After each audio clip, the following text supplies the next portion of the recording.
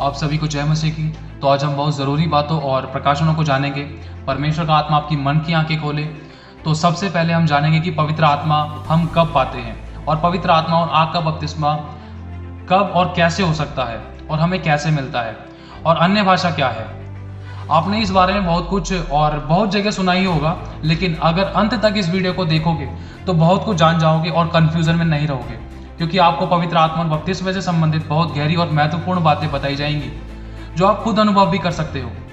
तो पहले हम जानेंगे कि पवित्र आत्मा हम कब पाते हैं। कुछ शब्दों में कहेंगे कि मनुष्य जब अपने सभी पापों का अंगीकार करता है और अपने पूरे हृदय और मन से प्रभु यीशु के आगे अपने गुनाहों की माफी मांगता है और प्रभु यीशु मसीह को अपना उद्धारकर्ता ग्रहण कर लेता है, तो उसी समय पवित्र आत्मा मनुष्य के भीतर वास करता है।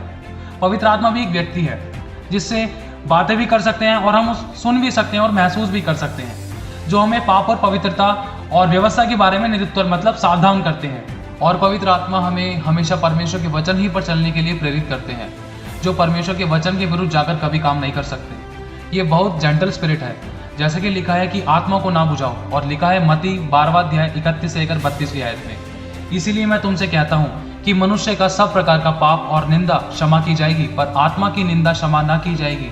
जो कोई मनुष्य के पुत्र के विरोध में कोई बात कहेगा उसका यह अपराध क्षमा किया जाएगा, परंतु जो कोई पवित्र आत्मा के विरोध में कुछ कहेगा उसका अपराध ना तो इस लोक में और ना परलोक में क्षमा किया जाएगा। और सिर्फ पवित्र आत्मा ही हमें प्रार्थना से करना सिखाता है और हमें प्रभु यीशु मसीह के चरणों में ले जाता है। और पवित्र आत्मा ही हमेशा हमें सत्य के मार्ग पर और पवित्र मार्ग पर ले जाने के लिए प्रेरित करते हैं और अगुवाई करते हैं। और जहाँ पाप हो वहाँ पवित्र आत्मा नहीं रह सकते। और जिसने पवित्र आत्मा को शोकित किया या बुरा कहकर निंदा की तो पवित्र आत्मा वहां से चला जाता है। इसका उदाहरण जैसे कि लिखा है कि जब राजा दाऊद से पाप हुआ था, मतलब राजा दाऊद ने जब व्यभिचार किया तो पवित्र आत्मा राजा दाऊद में से चला गया, परमेश्वर ने ले लिया, जिससे राजा दाऊद को सब कुछ बेकार और अपनी जिंदगी व्यर्थ लगने लगी कि मैंने परमेश्वर की आत्मा को शोकित कर दिया और मैं परमेश्वर के विरुद्ध पाप कर बैठा। जिसके बाद राजा दाऊद ने रो रो कर आंसू बहा बहा कर ये पश्चाताप किया, जैसे कि लिखा है भजन संहिता 51 अध्याय 1 से लेकर 12 तक आप पढ़ सकते हैं। हे परमेश्वर, अपनी करुणा के अनुसार मुझ पर अनुग्रह कर, अपनी बड़ी दया के अनुसार मेरे अपराधों को मिटा डाल। मुझे भली भांति धोकर मेरा अधर्म दूर कर और मेरे पाप छुड़ाकर मुझे शुद्ध कर। मैं तो अपने अपराधों को जानता हूँ और मेरा पाप निरंतर मेरी दृष्टि में रहता है। मैंने केवल तेरे ही विरुद्ध पाप किया और जो तेरी दृष्टि में बुरा है वही किया, ताकि तू बोलने में धर्मी और न्याय करने में निष्कलंक ठहरे। अपना मुख मेरे पापों की ओर से फेर ले और मेरे सारे अधर्म के कामों को मिटा डाल। हे परमेश्वर, मेरे अंदर शुद्ध मन उत्पन्न कर और मेरे भीतर स्थिर आत्मा नए सिरे से उत्पन्न कर। मुझे अपने सामने से निकालना दे और अपने पवित्र आत्मा को मुझसे अलग ना कर। देखो, मतलब पवित्र आत्मा को मुझसे अलग ना कर, मतलब अलग हो चुके थे, इसीलिए मतलब पवित्र आत्मा अलग हो गया था, इसीलिए कहा कि मुझे अपने सामने से निकालना दे और अपने पवित्र आत्मा को मुझसे अलग ना कर।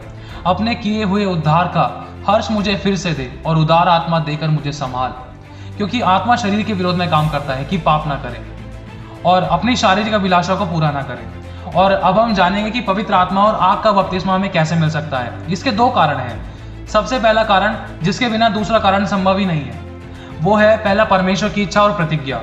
जैसे कि लिखा है कि वो जब जिस पर चाहे दया करना चाहे तो दया कर सकता है।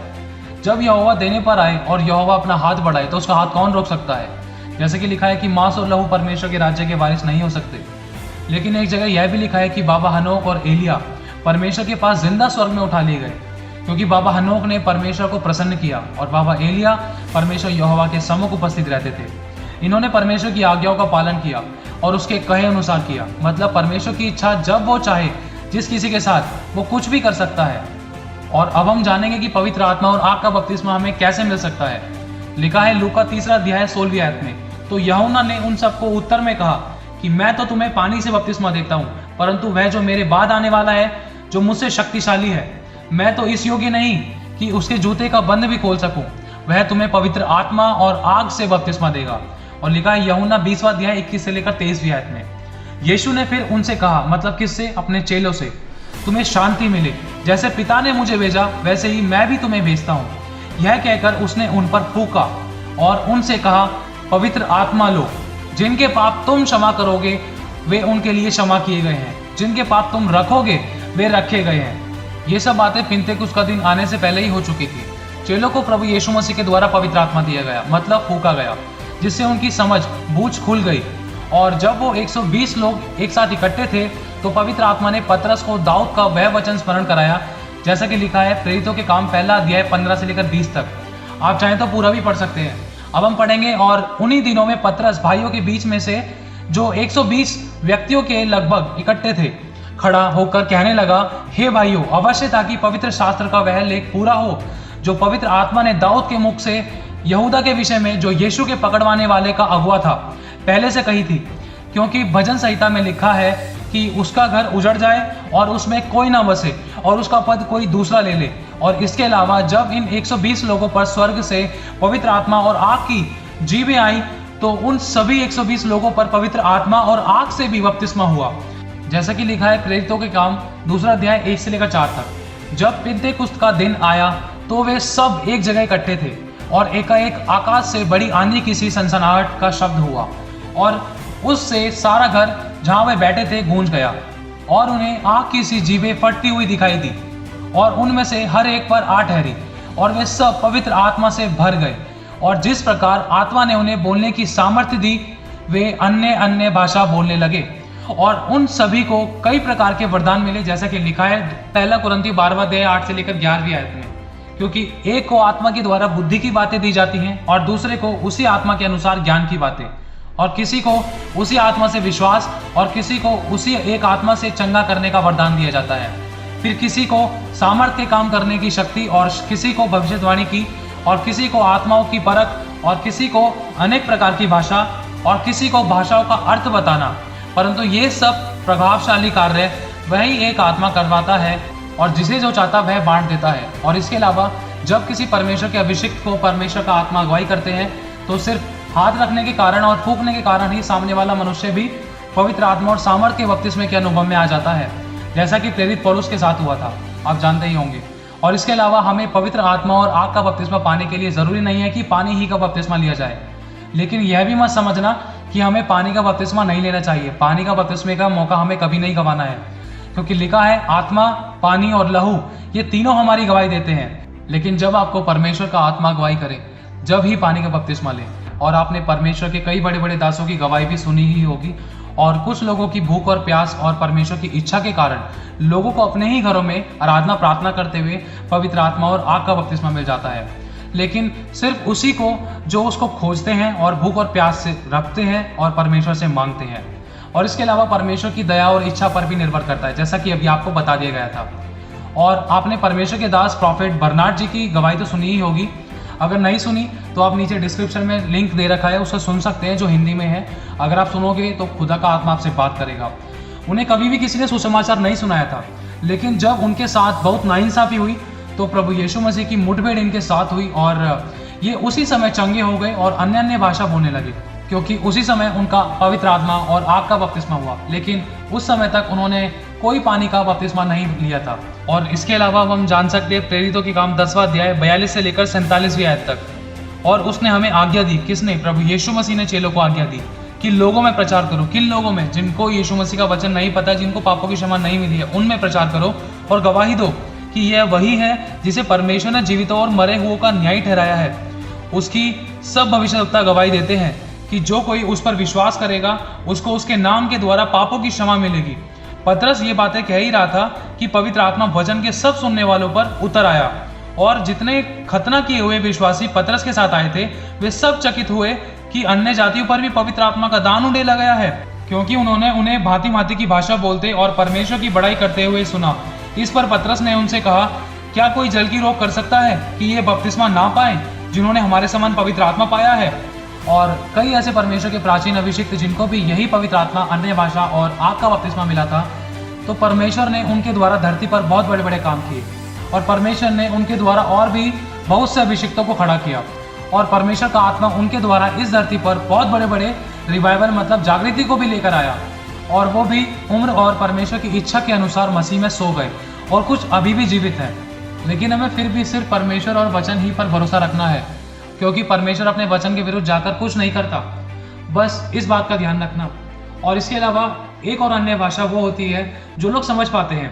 और जैसे आप किसी देश विदेश में जाकर सुसमाचार प्रचार करोगे तो जिस देश की भाषा ना तो आपने कभी सीखी और ना ही कभी आपने बोली, तो हर एक अलग अलग देश विदेशी भाषा के व्यक्ति को उन्हीं की भाषा में सुसमाचार सुनाना और परमेश्वर के कामों का वर्णन करना होता है।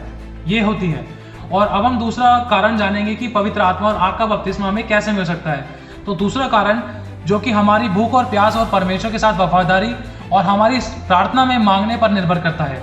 जैसे कि लिखा है मत्ती 7:7 में, मांगोगे तो तुम्हें दिया जाएगा। लेकिन हमारे पास तो सब कुछ है, क्योंकि परमेश्वर ने पहले ही हमें स्वर्ग और पृथ्वी का सारा अधिकार दे दिया है और शत्रु की सारी सामर्थ पर अधिकार दिया है और हमें जैवन से बढ़कर बना दिया है और हमें पहले ही स्वर्ग स्थानों पर बिठा दिया है और सब प्रकार की आत्मिक आशीषों से भी भर दिया है। और हमसे कहा भी है कि मैं तुम्हारे मांगने और सोचों से कहीं ज़्यादा बढ़कर देने वाला परमेश्वर हूँ और मैं तुम्हारी इच्छा को जानता हूँ और तुम्हारे मांगने से पहले पूरी भी करता हूँ। और हमें अपनी संतान बना लिया है और हमें स्वर्ग और अधोलोक की कुंजियाँ दे दी हैं। परमेश्वर ने हमारा खुद अभिषेक किया और हमें चुन लिया है, जैसे कि लिखा है 1 पतरस 2:9 में, पर तुम एक चुना हुआ वंश और राजपदधारी और याजकों का समाज और पवित्र लोग और परमेश्वर की निज प्रजा हो, इसीलिए कि जिसने तुम्हें अंधकार में से अपनी अद्भुत ज्योति में बुलाया है उसके गुणों को प्रकट करो। तुम पहले तो कुछ भी नहीं थे, पर अब परमेश्वर ही की प्रजा हो। तुम पर दया नहीं हुई थी, पर अब तुम पर दया हुई है। तो इसके बाद क्या आपको लगता है कि हमें पवित्र आत्मा के सिवाय हमें किसी और व्यक्ति, वस्तु और प्राणी की जरूरत है? बिल्कुल नहीं। अगर हमारे पास सब कुछ है लेकिन हमारी अगुवाई करने और जीवन जीने के लिए परमेश्वर का आत्मा नहीं है ना, तो सब कुछ कूड़ा है। तो हमें क्या मांगना चाहिए? ये वचन किसके लिए कहा गया है? जैसे कि लिखा है लूका 11:13 में, तो जब तुम बुरे होकर अपने लड़के बालों को अच्छी वस्तुएं देना जानते हो, बालकों को अच्छी वस्तुएं देना जानते हो, अपने बच्चों की हर एक जरूरतों को पूरा करना जानते हो, तो तुम्हारा स्वर्गीय पिता अपने मांगने वालों को पवित्र आत्मा क्यों ना देगा? तो हमें मांगना क्या है? अब एक बहुत ज़रूरी बात आप सभी को बतानी है। मैं किसी पर दोष नहीं लगाना चाहता, बस इतना कहूँगा कि जो भी बातें आपको बताई और सुनाई और सिखाई और दिखाई जाती हैं, उन्हें वचन से ज़रूर परखें। उदाहरण के तौर पर एक पेड़ का फल है, तो उस फल के बारे में आपको हज़ारों लोग कुछ ना कुछ बुरा भला कह रहे हैं कि ये ऐसा है या वैसा है, सौ मुँह सौ बातें। आपने सुना ही होगा कि सबसे बड़ा रोग क्या कहेंगे लोग, लेकिन जब तक आप उस फल को चखोगे नहीं, तो तब तक आपको कहाँ से जान पाओगे, कहाँ से पता चलेगा कि जो ये फल के बारे में बोला जा रहा है इन लोगों के द्वारा कि ये लोग सही थे या गलत थे। लेकिन बहुत से लोग उन लोगों की बातों में आ जाते हैं, लेकिन बहुत ही कम लोग हैं जो उस फल का स्वाद चख पाते हैं। फिर बाद में जो लोग नहीं चख पाते वह कहते हैं कि काश मैंने वो फल खा लिया होता, मतलब वो अनुभव मैंने ले लिया होता। ये एक दृष्टांत है, इस बात को समझने की कोशिश करें। परमेश्वर ने हमारे हर मार्ग में अगुवाई करने के लिए अपना आत्मा दिया है और हमें अपने पालन पोषण के लिए एक अच्छा शरीर भी दिया है, 2 आंखें दी हैं, 2 कान दिए हैं और अच्छी बुद्धि दी है। लेकिन हम क्यों किसी के दिखाए हुए और बताए हुए रास्ते पर चलते हैं? हमारे पास सामर्थ्य वचन के होते हुए भी वचन कहता है कि ना प्रधानों पर ना मनुष्य किसी पर भी भरोसा ना रखना। वे मिट्टी से बने हैं और मिट्टी ही में मिल जाएंगे, लेकिन धन्य है वे जिसका भरोसा सिर्फ यहोवा पर है, तो वह हर मार्ग में उसकी अगुवाई और उसके लिए सीधा मार्ग निकालेगा और पत्थर से भी ठेस नहीं लगने देगा, मतलब वो मनुष्य कभी ठोकर नहीं खाएगा। आप में से कुछ लोग अभी भी पवित्र आत्मा और आग के बपतिस्मे के बारे में अलग अलग बातें जानकर दुविधा में फंस गए हैं, समझ नहीं आ रहा है कि क्या सही है क्या गलत है। तो बस अपने आप को सच्चे न्याय के हाथों में सौंप दें और परमेश्वर की अगुवाई मांगे। और अगर आपको पवित्र आत्मा आग का बपतिस्मा चाहिए तो मेरी भी बातों पर ध्यान न लगाकर सिर्फ उपवास में आकर परमेश्वर ही से मांगे, जो सही प्रकाशन के साथ और आपको वचन के अनुसार करेगा और हमेशा हर मार्ग में वो तुम्हारी अगुवाई करेगा और सत्य जो भी है वो तुम्हारे सामने प्रकट करेगा सही समय आने पर, क्योंकि परमेश्वर मनुष्य नहीं है कि वो गलत करे या गलत शिक्षा दे। बस इतना कहूँगा, जब तुम बुरे होकर अपने लड़कों बालों को या बच्चों को अच्छी वस्तुएं देना जानते हो, तो स्वर्गीय पिता अपने मांगने वालों को पवित्र आत्मा क्यों ना देगा। मैं फिर से कहता हूँ कि हमें किसी को फॉलो नहीं करना है और ना ही हमें किसी को अपना फेवरेट बनाना है, क्योंकि वचन कहता है प्रभु तेरा वचन मेरे पाँव के लिए दीपक और मेरे मार्गों के लिए उजाला बने। सिर्फ वचन ही पर भरोसा रखना है, वचन ही पर मनन करना है, वचन ही पर ध्यान देना है और वचन ही पर भरोसा रखना है, क्योंकि वचन कभी नहीं धोखा देगा। और ना ही किसी पर भरोसा रखना सिवाय वचन के, क्योंकि एक परमेश्वर ही है जो कभी हमें धोखा नहीं दे सकता। प्रभु आपको ज्ञान और प्रकाश का आत्मा दे और आपकी मन की आंखें ज्योतिर्मय करे। प्रभु आप सभी को आशीष दे। आप सभी को जय मसीह की।